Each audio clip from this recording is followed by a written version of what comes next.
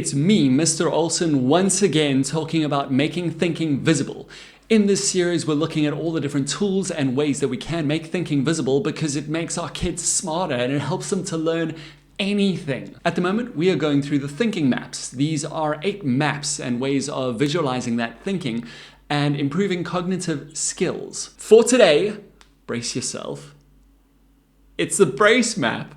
A brace map is absolutely brilliant for showing the part to whole relationship, like the finger in relation to the hand, in relation to the arm, in relation to the body, in relation to the earth, in relation to the universe, which isn't really a thing in of itself. There had to be a creator, come on. You know, I've actually used this brace map with a flow map before to go from like a really big project that learners were just really overwhelmed with until they started to break it down into smaller parts, and then they got their head around it and saw that they could just work on one of the parts at a time. That's decomposition. It's a very, very important part of coding, which is why I use coding a lot to make thinking visible. So how do we use a brace map? Well, a brace map is awesome, as I've said, to take something much bigger like a theme or an object and then break it into the smaller parts. Let's use the human body as an example. We would start with the human body and then you could break it apart into head, torso, legs, whatever.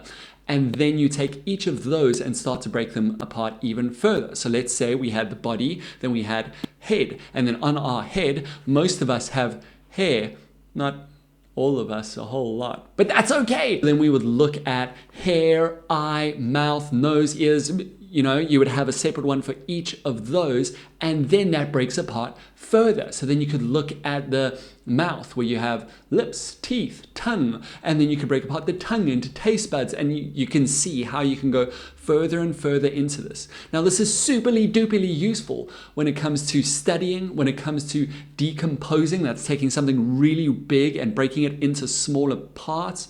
Again, that's why coding is just so super good for this. And if you're looking for a course for that or a robotics kit, then give me a shout. Now, hold on. Don't get this mixed up with a tree map, which you may not have looked at just yet. A tree map is about categorizing, not about breaking from big into small parts. So let's continue using this body example. With a brace map, we've seen that we break it into the smaller parts, but with a tree map, we might go about organizing maybe the different parts that help with movement.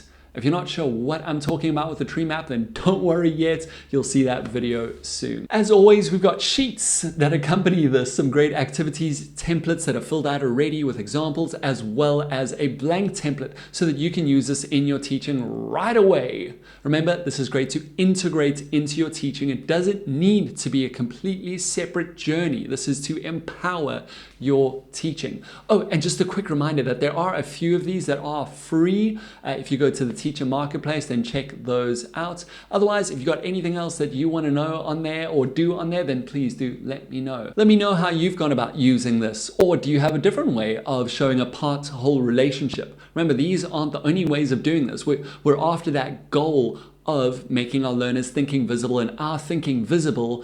And this is just one way. So have you used another way? How do you do this? Are you still confused about it? Please let me know and let's chat about it. Thanks and keep exploring.